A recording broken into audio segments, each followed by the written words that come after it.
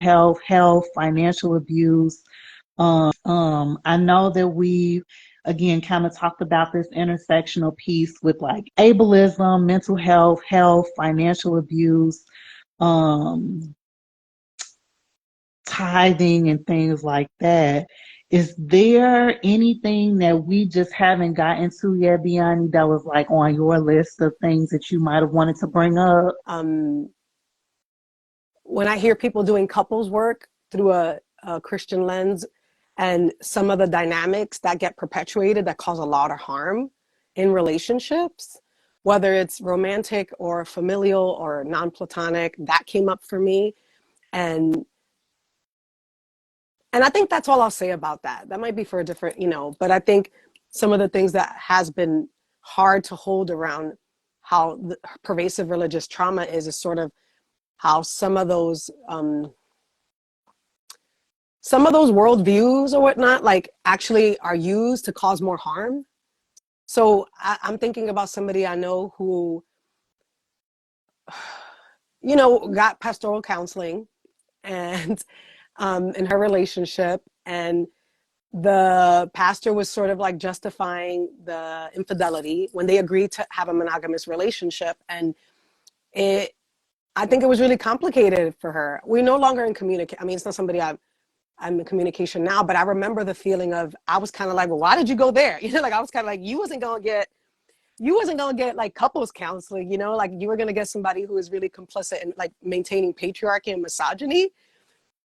And also like the kind of ableism too, like there was these high expectations for her, very rigid gender roles.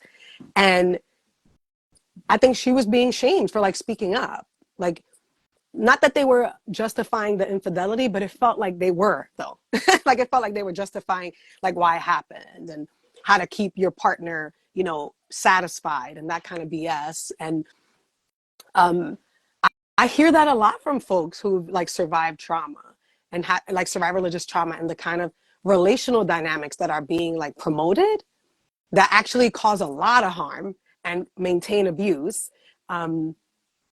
And then we see it for sure, like for ourselves, right? Like certain relationships I've been in with family members that I'm no longer in, but I think comes from sort of the Christian upbringing about not questioning elders, or feeling like, you're always like kind of like being in mesh with them and being in a codependent dynamic just because they're an elder in my family. Like you're supposed to respect your elders. What happens when you don't agree with them? And what about setting boundaries? Like some of the guilt and the shame that comes up, like I'm supposed to do that as a good kid.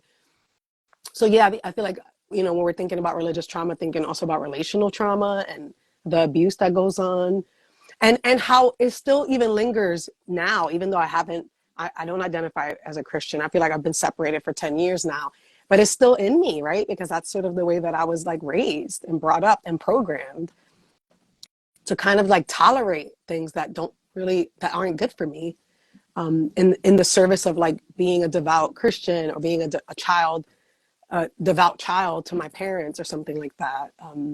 So yeah, I think that's what I wanted to like add around that component.